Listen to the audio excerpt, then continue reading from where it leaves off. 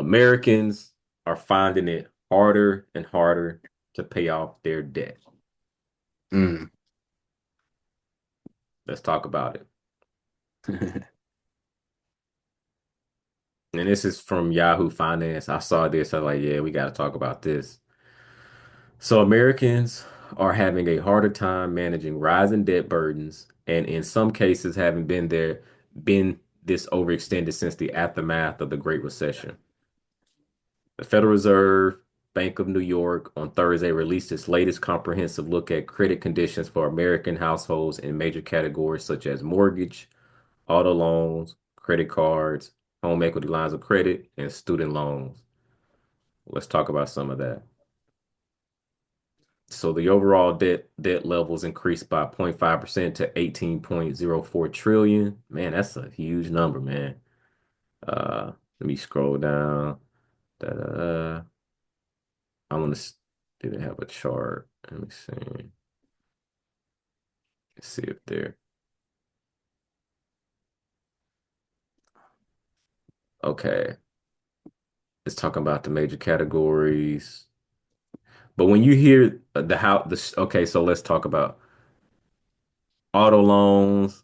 Report also showed that Americans appear to be having much more difficulty dealing with the debt, specifically for auto loans and credit cards. So auto loans, credit cards, auto loans. Okay, the news about auto loan delinquencies is troubling. Chief credit analyst at LendingTree. Many Americans simply have to have a car to get to work, so that's often one of the highest priorities when paying bills. That's a fact. If they are struggling to make those payments, it could be a sign that they're struggling to make others as well, for sure. Credit cards, I know we've covered that in the past. That appears to be the case with credit cards too.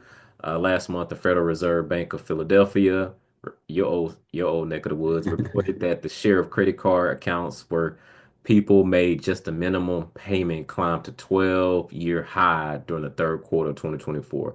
Bro, I don't know if you know it, but when you look at that credit card, it'll tell you like your minimal payment and then the total balance due, but the minimum payment. If you make that minimum payment, you ain't gonna never pay that thing off. It'd be like $12, $50, And then it's telling you if you pay it at that rate, when you will pay it off. 2048. Well, hopefully you don't see that, but like, have you seen that before? I don't think I never seen like a tracker, but I think they don't want to show me that I've seen the minimum payment due though. Like you just pay $15 by next week, you'll be all right. Yeah, well, when you pay the minimal payments, it's like you don't pay that thing off for like 24 years or like 50, like whenever you see, like it used to be where to show you. I remember when I'm bringing myself to the front of the congregation where I wasn't as responsible with credit cards many years ago, and I would pay the minimal, and then that man, the balance wasn't going nowhere. Like it because what you don't realize is you do realize that it's like 25% interest, 29% interest. It's on the balance that's still there. And so it's crazy ridiculous. So it's like you cannot get ahead. You can't get ahead, right? So it's like you tread in water and you never can get it's like the snowball effect, but it's the snowball effect not working in your favor. So you just making the payment, making the minimal payments, but the interest is sometimes more than the payment. And so you just it never ends. And so you're literally running on a treadmill with credit cards and just throwing money out of the way, throwing money out of the window on interest. Man, it makes me think. I think now is a great time. I won't say great, but it makes me wonder: is it a good time to be a lender? Are these good times for lending institutions? It's a bad headline and bad news for us as consumers, or people that have gone through this. But I think about the companies that they're indebted to, the auto loan companies, the credit card companies, and that's what makes me think of like, is this a good thing for them? You know what I mean? Like, because now it means that people are going to be attached to these loans for longer. And so I think we talked about this several times, especially I think you brought up how when you just compare cash spending versus credit spending, it's gonna always be higher on credit. And so I know I fall victim to that too. And so I think this almost falls into like that same category of like they're banking on us to make that minimum payment. And I think they're banking on us to not let me not say what they're banking on us, but I'm just gonna say individually, we have to make sure that we maintain the mindset. Like you have to shift. If your mindset is looking at payments, you're looking at it wrong. You can't be looking at it in terms of payments. You got to be looking at it in terms of how much credit do I have? How much do I owe? And what does it take to get that paid off ASAP? Preferably within the month, but ASAP. You need to get on it. You need to determine your own timeline. You can't let them control your timeline because Yeah. they'll have you a cut. Because think about it, it's like I guess that's what I'm trying to get at. They want you to keep making minimum payments because that means you're going to be a customer until 2087. Of course, they're going to keep extending it out, and so uh, it, there's a lot of money to be made off the irresponsibility of us. I'm gonna say us. I'm not gonna put it on nobody. It's on all of us. You know. Yeah. The treadmill of debt. That might be a title. I like that. The treadmill of debt. Because what happens is you waking up every day just to pay debt and you're not getting ahead in life. You're not getting ahead in your finances. And that's rough. And you going to work every day, at some point, that is the rat race, right? The of going to work, paying bills, get paid, go to work, and pay debt, go to work, pay bills, get paid, pay bill, go to work, and you just on this cycle of motion. And then think about and multiply by, say you work 40 years times 40. That's rough. And I don't know about you, but financial freedom should be a part of the plan or making work optional. Let me say it that way. Like making work optional, still having a mission, still having a purpose, but like work optional. Because what happened is when you ask most people, even sometimes people, even at your job, people be faking in front like, yay, I love my job. You here to make that money for your family. And if you didn't have to Right. work, you would not be working. Let's keep it real. Yeah. And you may have fell into your career. Some people intentionally chose it, but a lot of people fell into their career and everything in between. And you're working to pay bills to because you have a lifestyle, a living that you're looking to keep up with, and you don't ever make it to the side of money is working for you. You start working on some income. You you just have one major stream of income, which is fine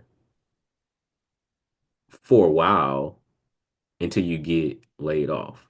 And then that's when it really becomes real like, oh, snap, I didn't realize how vulnerable I was just having one stream of income, even if it's a high income stream, but then you have a nice living. You living good because when your income increased, your lifestyle increased. And then when that income was taken away, what you a month away, you a month away from panicking and stressed out, uh, making life decisions for real.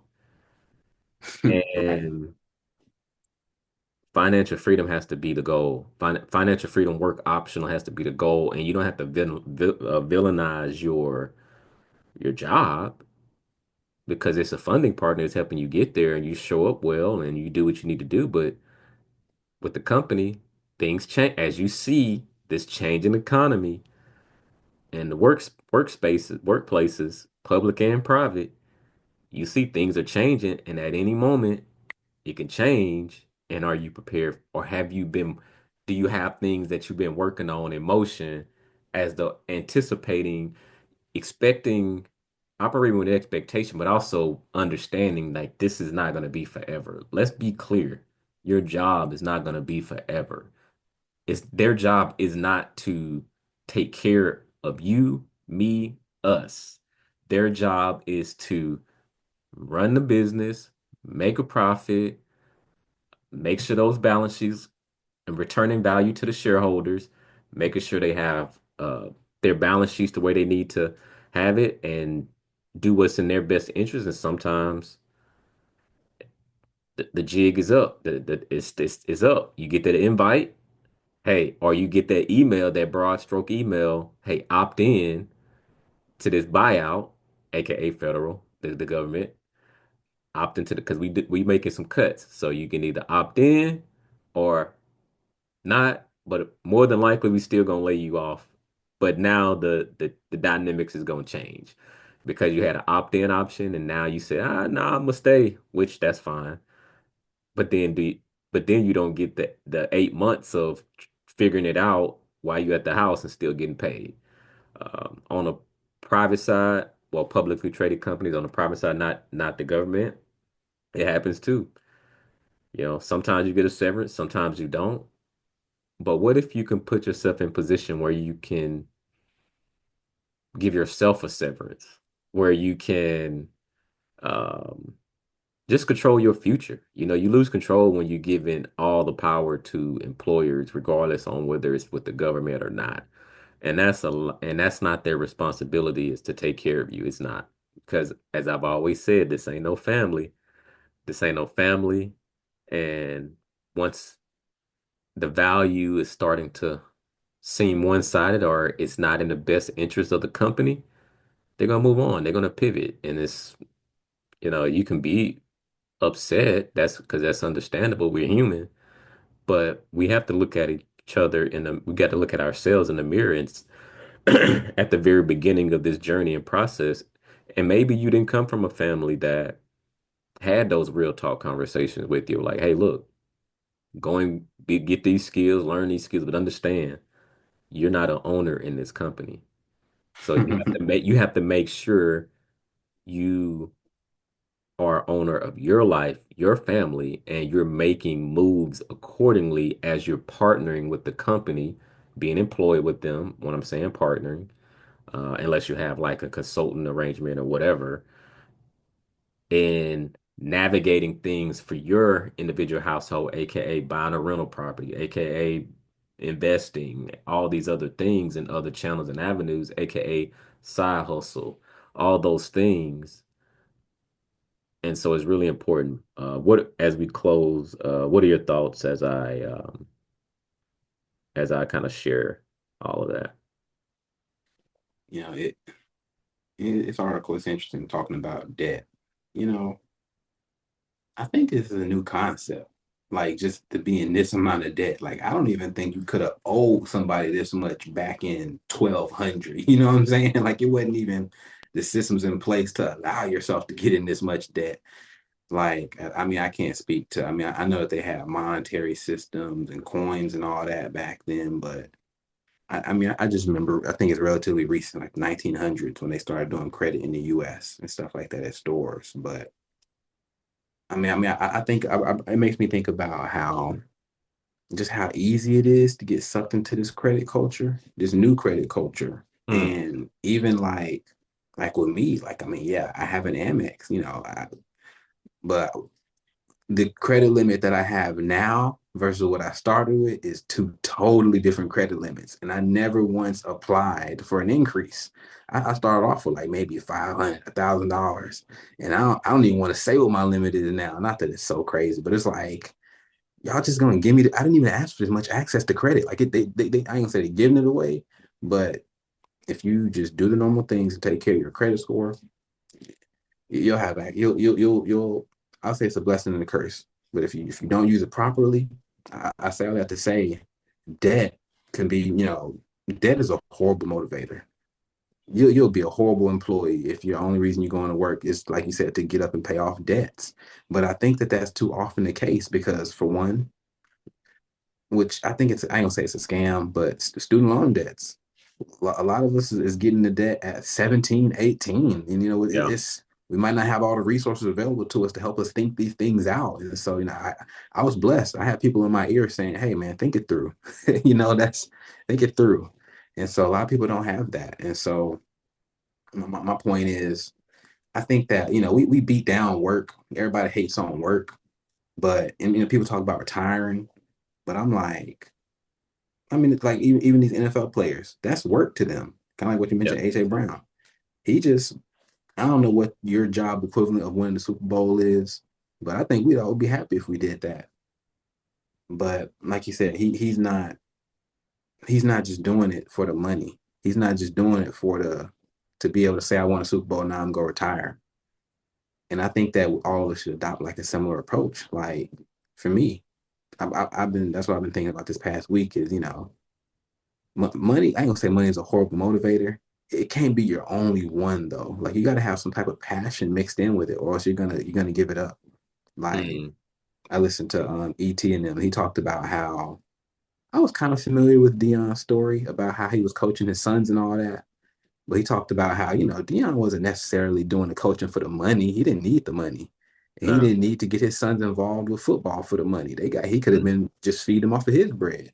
But because he loved his sons and wanted to be an active father, and because I guess they just happened to love football. I don't know how they got started, but that was the easiest way for him to just he told the story. He's like, he didn't like what the current coach was doing. He's like, man, get out of the way. Let me get in. And so my point is, we got to get away from a point to where debt is our primary motivator because you're gonna hate your life. You're gonna get up Mm. cursing, snatch the alarm. Need my coffee. You're not gonna be able to wake up in a place to where you're actively receiving blessings. You know what I'm saying? You're gonna be operating in fear. You're gonna be like, nah, I need this job. I gotta walk on eggshells versus I just say walking in your purpose and walking in figuring out what is the reason that you're here for. How can you best add value to your company? And I'll just start there. I mean, I'll just stop there. Figure out how to add value to society as a whole, but start with your company.